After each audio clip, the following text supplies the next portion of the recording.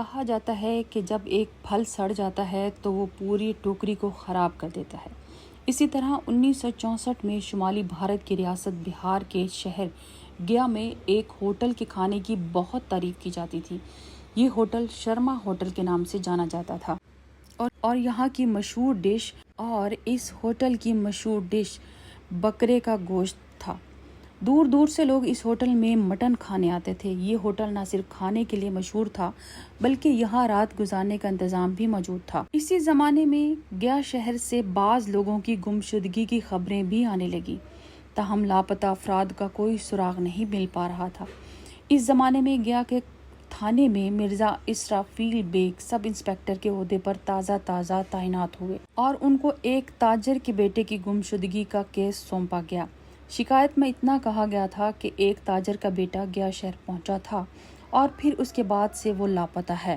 مرزا اسرافیل bag نے اس معاملے کی تفتیش شروع کی۔ انہوں نے مختلف مقامات جیسے بس سٹینڈ، ریلوے اسٹیشن اور اس زمانے کے معمولی سے معمولی ہوٹلوں میں بھی تفتیش کی، لیکن انہیں کوئی سراغ نہیں ملا۔ تفتیش کرتے ہوئے ان کے ہاتھ کچھ نہیں آیا اور وہ معاملے کی گہرائی میں جانے کی کوشش میں لگے رہے۔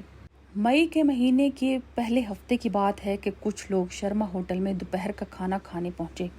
انہوں نے وہاں کے مشہور مٹن کی فرمائش کی۔ دور سے کھانا کھانے کے لیے آنے والوں نے جو ہی کھانا شروع کیا تو انہیں کھانے میں ایک انسانی انگلی ملی۔ ان کے ہوش گم ہو گئے اور انہوں نے ہنگامہ برپا کر دیا۔ یوں بھیڑ جمع ہوتی گئی اور بات پولیس کے کانوں تک جا پہنچی۔ پولیس تفتیش کرنے پہنچی تو وہاں انہیں کچھ لاوارث جوتے اور چپل بھی ملے۔ پولیس نے شرما ہوٹل کے مالک شرما اور ان کے بیٹے وشانت شرما کو حراست میں لے لیا۔ اس کے ساتھ ہی پکے ہوئے گوشت کو ضبط کر لیا۔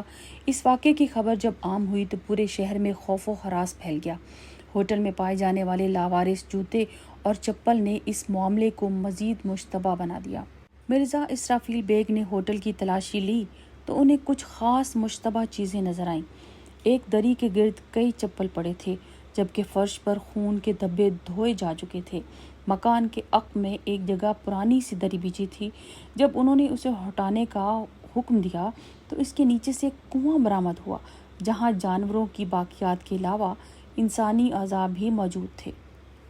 پولیس نے جب شرما اور ان کے بیٹے وشانت شرما سے سختی سے پوچھ گچھ کی تو ان دونوں نے کئی قتل کرنے کا اعتراف کیا۔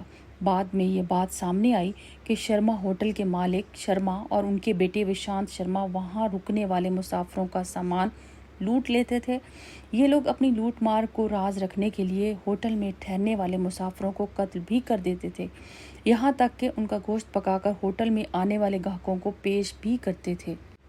عدالت نے ہوٹل کے مالک شرما کو عمر قید کی سزا سنائی۔ وہ اپنی سزا کاٹنے کے بعد گمنامی کے عالم میں ہی اس دنیا سے رخصت ہو گیا۔ اس غیر معمولی واقعے نے گیا کے رہائشیوں کے دلوں میں دہشت کا ماحول پیدا کر دیا اور یہ واقعہ ایک زمانے تک لوگوں کی خوفناک یادوں میں بسا رہا۔ یہ واقعات کئی دنوں سے ہو رہے تھے تاہم اس کے بارے میں کوئی حتمی رپورٹ سامنے نہیں آئی تھی۔ صرف دونوں باپ بیٹا اور ہوٹل سٹاف کے چند خاص ملازمین ہی اس کے بارے میں جانتے تھے۔ شرما ہوٹل کی کہانی ایک ایسی کہانی ہے جو لوگوں کو خوف اور دہشت میں مبتلا کر دیتی ہے۔ اس کہانی نے یہ ثابت کیا کہ انسان کی بھیڑیانہ فطرت کس حد تک جا سکتی ہے۔